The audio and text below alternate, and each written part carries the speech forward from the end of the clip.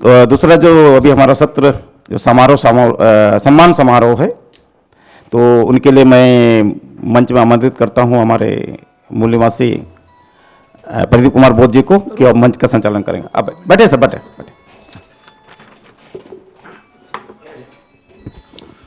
सभी को जय भीम, जय भारत, जय संविधान। इसी के साथ ये सत्र जुड़ा हुआ है, उद्घाटन के साथ में ही सम्मान सत्र। और जब सम्मान सत्र को लेके बात हो रही थी तो काफ़ी तरह के विचार थे कि किस किस का नाम दें, किसी को एक को सम्मान दे दोगे, ये है, इस तरीके की बातें होती भी हैं। क्योंकि सम्मान देने से लोग जुड़ते भी हैं तो टूटते भी हैं, दोनों इसकी चीज़ें हैं, वो हमको समझ में आती भी हैं। लेकिन वास्तव में क्या हमारा जो मूवमेंट है सम्मान देने का या सम्मान पाने का मूवमेंट नहीं है?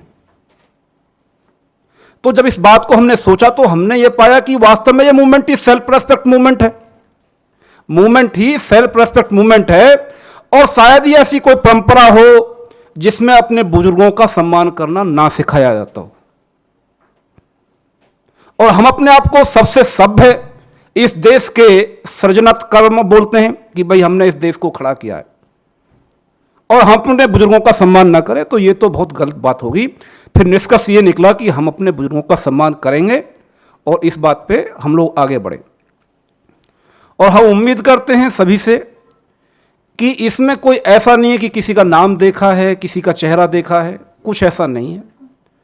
आपके सामने सब लोग हैं, आपके सामने जो हमारे बुजुर्ग हैं जिन्होंने अपना जीवन इस आंदोलन को दिया है, उनका सम्मान इस मंच से होगा।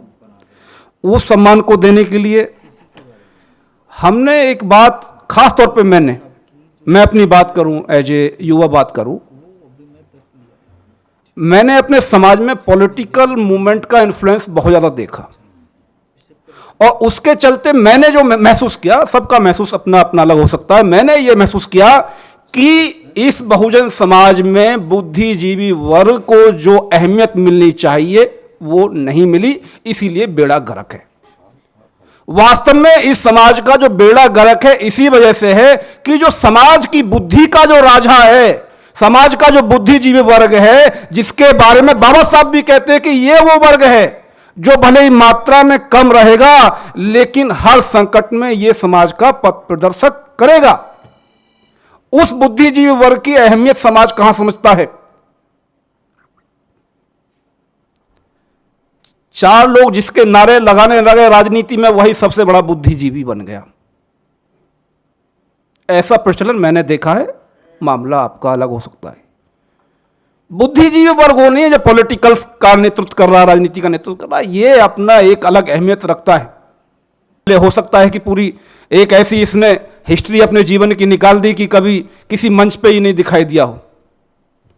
यह बुद्धिजीवी वर्ग है। और हमने क्या सबसे उपयोगी या सबसे महत्वपूर्ण व्यक्ति मान लिया है? जिसके सबसे ज्यादा फॉलोअर्स, जिसकी सबसे ज्यादा जय जयकार, वो बुद्धिजीवी व्यक्ति। यह धारणा हमारे समाज में बन गई है। बुद्धिजीवी व्यक्ति वास्तव में नाम और सम्मान की चाह नहीं रखता, हमारे बुजुर्ग भी नहीं रखते, तो क्या हमको उनका सम्मान नहीं करना चाहिए? करना चाहिए। लायक औलाद का यही कर्तव्य है कि बुजुर्ग भले ही अपने सम्मान की चाह ना रखें, फिर भी हमको उनका सम्मान करना चाहिए। यह हमारे लायक होने का प्रमाण है। बुद्धिजीवी समाज हो सकता है कि संख्या में कम होता ही है, निश्चित तौर पर हो सकता है, नहीं होता ही है। और यहां पे सभी लोग बुद्धिजीवी वर्ग से जुड़े हुए व्यक्ति हैं। और निश्चित तौर पे ये जो परंपरा हम लोग सब लोग मिलके जो कर रहे हैं, इसमें मूल निवासी सभ्यता संघ, दलित लेखक संघ, नव दलित लेखक संघ, जन विकास, बोधिसत्व मिशन वासिका पत्रिका, डिप्रेस्ड एक्सप्रेस मासिक पत्रिका, डॉक्टर भीमराव अंबेडकर साहित्यिक विचार मंच, बिहार झारखंड बहुजन लेखक संघ, भारतीय दलित साहित्य समिति, सबका सहयोग रहा है। और ये सभी का सामूहिक प्रोग्राम है। परिस्थितियां ऐसी होती हैं कि कोई काम कभी कभी ज़्यादा करता है, कोई काम कम करता है, और हमको थोड़ा सा काम करने का ज़्यादा मौका मिल गया तो इसलिए हमने थोड़ा काम ज़्यादा किया है। हो सकता है कि परिस्थितियां हमारे फेवर में ना रहें, तो और कोई कार्यक्रम होगा जब ये सब लोग मिलकर करेंगे तो हो सकता है कि हम उस समय ज़्यादा समय ना दे पाएं। आज हमने समय दिया तो इसका मतलब ये नहीं है कि केवल ये मूल्यवासी सभ्यता संघ ये प्रोग्राम कर रहा है। सभी जो संगठन हैं, सभी जो बुद्धिजीवी लोग हैं, सभी जो लेखक वर्ग है, इन सबका ये सामूहिक प्रोग्राम है। और सम्मान देने की जो परंपरा है वो निश्चित तौर पर सभ्य लोगों की परंपरा है। अभी उधर जो हमारे इंडस वैली के जो प्रसिद्ध किंग हैं, अगर हम कहें तो बुद्धि के जो राजा हैं, जिन्होंने इतनी बड़ी सभ्यता का निर्माण किया, हमने सिंबॉलिक उनको अपना एक आइडल के रूप में ये अपना यहाँ पे चुनाव किया है कि हमारी जो सभ्यता, जो सबसे विकसित सभ्यता है, उसके जो किंग हैं, जो बुद्धि के जो हम एक तरीके से राजा कह सकते हैं, और निश्चित तौर पर जो आज हमारा पथ प्रदर्शन कर रहे हैं, जो हमारा आज मार्गदर्शन कर रहे हैं, वो भी हमारे समाज में बुद्धि के राजा हैं। तो हम उनको सम्मान देने के लिए एक जो ये परंपरा है ये हमने चुनी है। और दूसरा हमारा जो पगड़ी है, निश्चित तौर पर पगड़ी की परंपरा बड़े ही सम्मान की परंपरा रही है। और ये जो पगड़ी है, जब हम अपने पुरखों में देखते हैं कि पगड़ी हम कहाँ से लेकर आते हैं, तो सीधी सी चीज़ है कि जब हम लोग कोई काम करते हैं, आप लोगों से काम सीखा है, तो उसका कारण या उसका कोई लॉजिक हम लोग देते हैं। तो फूले साहब आधुनिक भारत के सबसे क्रांतिकारी, आंदोलनकारी, समाज सुधारक, जो भी उनके बारे में बोला जाए, और मुझे उनके साहित्य में जो आक्रामकता दिखाई देती है बहुत खतरनाक, तो वो आक्रामकता कभी मरी नहीं और आप लोगों ने मरने नहीं दिया। इसलिए उनकी सच्ची और लायक औलाद के रूप में ये पगड़ी आपको ट्रांसफर की जाती है कि भाई केवल पगड़ी आपको नहीं दी जा रही है, पगड़ी देने का जो उद्देश्य है कि भाई आप उनके लायक है, आपको संभालना है। तो ये उद्देश्य वहां से एक है कि भाई आप लोग फूले साहब जो अपने आप में एक लेखक भी रहे हैं, साहित्यकार भी रहे हैं, उनकी रचनाएं बड़ी खतरनाक रचनाएं चर्चा हो जाती हैं, फेसबुक पे भी तो भड़कंप मच जाता है, ऐसी ऐसी उनकी रचनाएं हैं। तीसरा जो हमारा जो उधर सिंबॉलिक जो हल है, हल सीधा सा एक प्रगति का जो सिंबल है, समृद्धि का सिंबल है कि जब तक हल नहीं चलेगा खेत नहीं उगेगा। और हल कौन चलाएगा? हल किसान चलाएगा। तो आप इस समाज के किसान हैं, आपको ये समाज जोतना है, आपको ही समाज की रखवाली करनी है। इस उद्देश्य से हमने 3 सिंबॉलिक चीजें आपके सम्मान में यहां पे रखी हैं। और मुझे उम्मीद है कि हमने जो कुछ किया है निश्चित तौर पर भविष्य में इससे और बेहतर करेंगे। ये परंपरा की शुरुआत है, ये सभ्यता के निर्माण का आगाज है।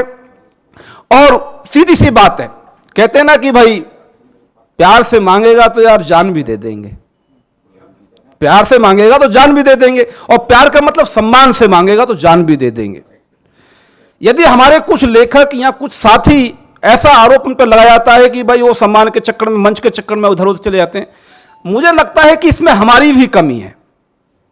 भाई जो सम्मान से बुलाएगा, जो मैत्री भाव से बुलाएगा, और मैत्री में क्या क्या नहीं किया जा सकता, प्यार में क्या क्या नहीं हो सकता, तो ये प्यार और मैत्री और सम्मान की परंपरा हमको निर्मित करनी चाहिए।